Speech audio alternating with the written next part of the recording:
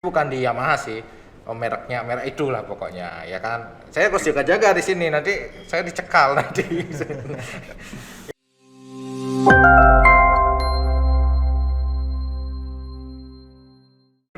Oke, selamat datang di podcast Ensiklopedia Otomotif bersama saya Bliadi di sini, dan kali ini saya sedang bersama bintang tamu yang seorang mekanik ya. Iya, dulunya mekanik. Oh, dulu mekanik ya, dengan Bapak siapa? Nama saya Eka, Eka dari Yamaha. dari Yamaha Technical Academy. Oh, Technical Academy. Oke, jadi saya mau tanya-tanya ini banyak. Iya, boleh. Banyak tanya ini. Apakah Anda siap untuk tanya-tanya? Boleh aja. Udah, iya. Jadi kalau di sepeda motor kan bukan cuma sekedar kita beli, Iya. ya kan, sudah sekedar beli udah pakai isi bensin, habis bensin buang, kan nggak sekedar seperti itu kan, Iya. ya kan. Jadi ada servis dan segala macam agar motor itu lebih awet. Baik, iya. Ya, jadi saya ada beberapa pertanyaan nih Pak, ya kan. Kalau bentuk prosedur servis, Pak, gimana sih kalau Yamaha melakukan prosedural servis? Oke, jadi kalau misalnya beli Adit nih ya, punya sepeda motor Yamaha gitu, terus kemudian mau datang ke bengkel resmi, gimana sih prosedur kan seperti itu? Iya. Yang paling pertama secara simpel, kalau untuk prosedur penerimaan servis di bengkel resmi Yamaha itu ada 3 pengerjaan. Jadi ketika datang itu otomatis yang pertama ada penerimaan, ya kan? Kemudian nanti ada proses pengerjaan servis dan yang terakhir ada penyerahan. Oh Nah, gitu ya. Jadi abis kan itu kan simpelnya kan itu penerimaan, pengerjaan, pengerjaan, penyerahan. ya kan. Nah kalau misalnya gimana sih cara mengingatkan konsumen gitu kan? Konsumen kadang-kadang suka lupa diri, terlalu sibuk kerja mungkin. Iya.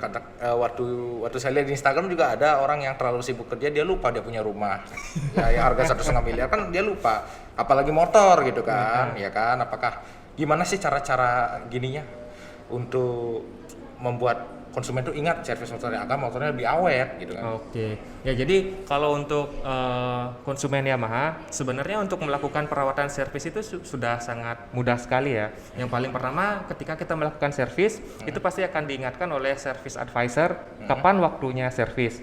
Kemudian ketika kita mau isi bensin, biasanya kalau buka jok gitu ya, di bawah jok biasanya sudah dicantumkan stiker. Kapan kilometer kita harus servis, kemudian tanggalnya kapan. Nah kemudian kalau yang saat pandemi seperti sekarang ini, untuk memudahkan bagaimana mengingatkan konsumen servis, itu kita bisa menggunakan aplikasi dari Yamaha. Aplikasi apa itu? Kalau untuk aplikasi servis itu biasanya kita ada namanya My Yamaha Motor. Terus kemudian kalau kita ingin mengetahui kondisi sepeda motor, itu ada yang disebut dengan aplikasi Y-Connect. Oh, Y-Connect yang baru itu ya? Iya benar sekali. Itu gimana sih ininya? Sistem kerjanya itu?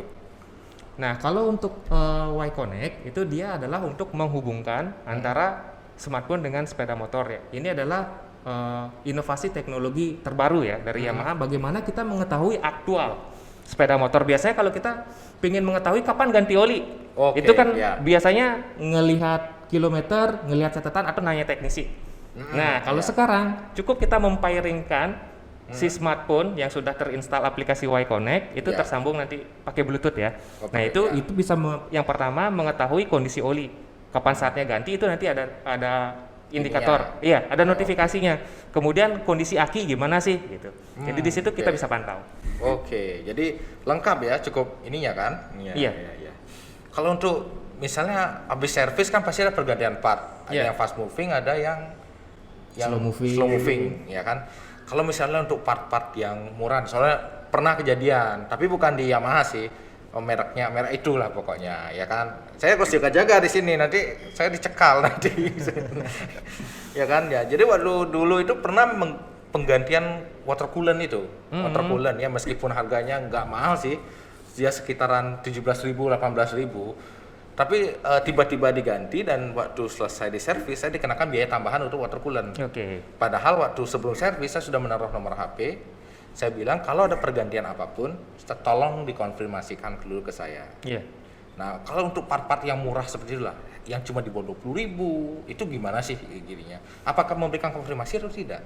Oke, jadi kita balik lagi ke penerimaan di awal ya beli ya. Ya. Nanti secara detail. Jadi sebenarnya ketika menerima sepeda motor konsumen, nanti akan ada dari service advisor kita yang melakukan namanya SP7 beli.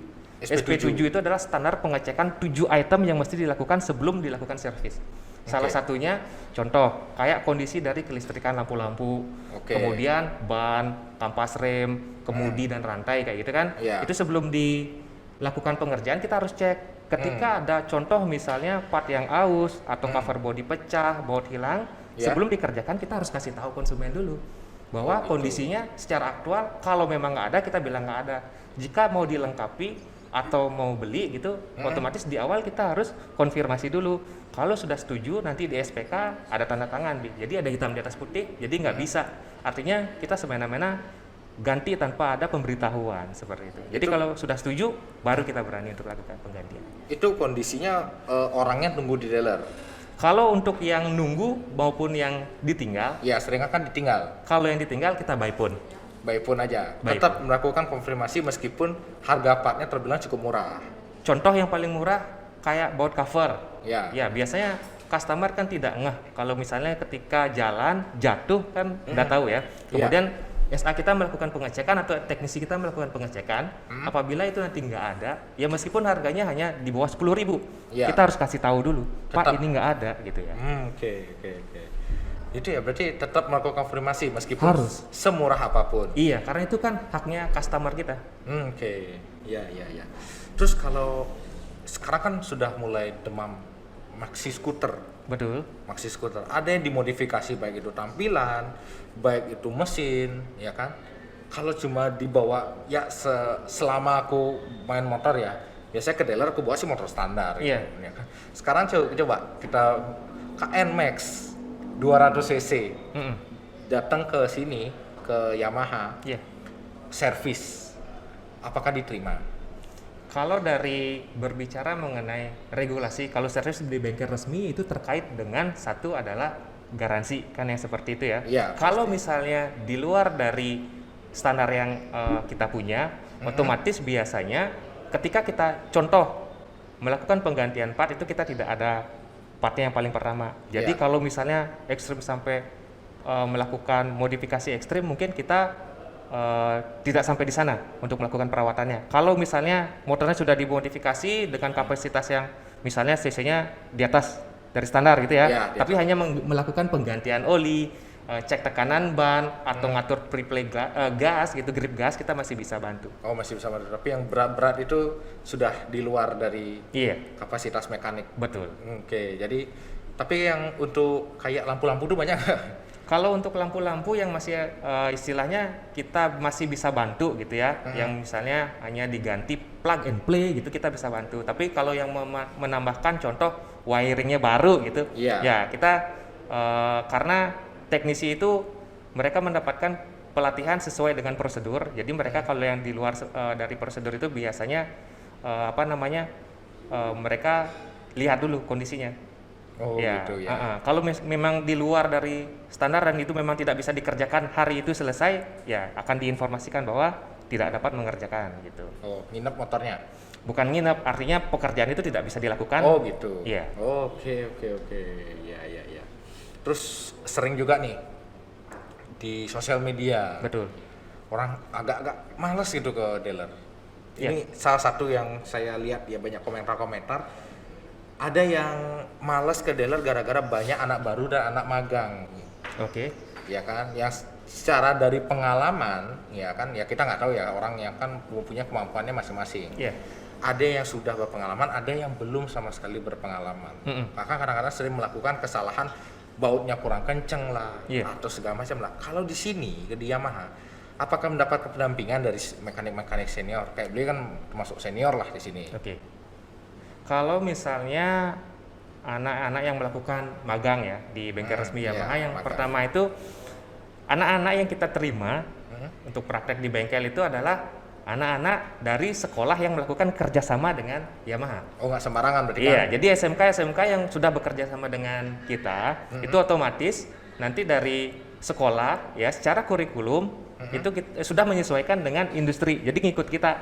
Oh gitu. Iya, otomatis dari pengetahuan nanti mereka kan sudah sinkron ya dengan Yamaha-nya. Saya ketika terjun langsung ke lapangan, nah di situ nanti biasanya mereka akan ditandemkan gitu dengan teknisi, sehingga mereka ketika melakukan pekerjaan tetap tanggung jawabnya, nanti pengontrolannya, pengecekannya itu ada di teknisinya. Jadi kalau misalnya ada apa-apa, teknisinya juga harus tanggung jawab gitu kan? Iya, betul. Jadi mereka pun sebelum praktek juga kita berikan pembekalan. Jadi saya akan berikan training di training center, gitu bagaimana cara melakukan perawatan dan perbaikan yang sesuai dengan standar. Ya, karena berbeda ketika mereka di sekolah praktek, kalau misalnya salah masih boleh ngulang. Iya. Tapi kalau di dunia industri kalau salah itu kan hubungannya ke customer. Nah, di situ mereka kita berikan pembekalan. Jadi apa yang harus dilakukan dan apa yang harus dihindari. Kalau untuk mekanik baru yang Betul. pasti kerja di sini lah, Iya. ya kan? Ya mereka juga sekolahnya juga di sekolah-sekolah teknik apa STM ya, SMK. SMK ya. Aku bilangnya STM jadinya kan. Ya kan ya. Itu apakah di training lagi gitu misalnya? Dia kan sudah pengalaman servis motor mereka sudah punya. Iya. Apakah di training lagi dari Yamaha sebelum mereka bisa melakukan pekerjaan? Kalau untuk melakukan pekerjaan sudah pasti ada trainingnya. Di Yamaha sendiri kalau untuk level training itu ada tahapnya, Bli. Kalau pemula itu ada yang kita sebut dengan bronze kualifikasinya. Ya. Terus kemudian nanti kalau sudah menginjak ke kepala teknisi, biasanya kita berikan pelatihan yang namanya pelatihan silver seperti itu. Oh gitu. Jadi ada jenjangnya. Kalau untuk moge Kalau untuk moge mereka mendapatkan pelatihan khusus tersendiri. beda lagi. Beda lagi divisinya. Oh gitu. Jadi yang sudah nanganin moge udah beda-beda lagi. Beda lagi. Jadi mereka memang satu memang dipilih dari knowledge, kemudian mereka mendapatkan pelatihan khusus juga. Oh gitu. Jadi ya kalau bawa moge sini juga mekaniknya bukan mekanik yang biasa nanganin NMAX itu, udah beda lagi berarti ya. Beda. Oke, iya. Terus yang terakhir nih, pertanyaan terakhir nih, ini kayaknya waktunya nih ya kan. Ya satu pertanyaan lagi lah. Oke. Ini yang paling sering. Ya sekarang kan banyak banget nih orang bawa motor tua. Mulai naik lagi nih motor tua nih. Yang heritage. Heritage itu loh, kayak King, Volkswagen atau Alfa, ya kan. Kalau motor yang usianya lebih dari 10 tahun ya, kalau menurutku ya motor yang udah di atas 10 tahun udah termasuk motor yang cukup berumur. Iya, betul. Sudah part-part banyak diganti. Pernah nggak dibawa ke sini? Kalau untuk motor meskipun ya motor di atas dari 10 tahun gitu, yang penting sepeda motornya adalah sepeda motor Yamaha, itu kita masih bisa tangani. Iya, karena apa? Meskipun tahun motornya lama, ya nanti kita tetap panduannya kita masih punya buku manual, Bli. Oh masih ada, masih Iya, disimpan. Masih disimpan. Jadi nanti kalau misalnya contoh yang jarang sekali, misalnya dilakukan penyetelan gitu, kita masih bisa lihat, bisa buka di manual booknya. Oh berarti buku kitabnya masih ada. Masih ada. Masih ada ya. Iya, soalnya kan ya dibalik lagi ya poin sebelumnya tentang mekanik baru kan. Iya. Ya kalau dikasih motor tua tiba-tiba yang sudah sangat berumur, part-partnya juga berumur. Kadang-kadang mungkin umur sepeda motornya lebih tua dari umur teknisi yang nanganin gitu, ada juga. Iya, iya sering terjadi itu.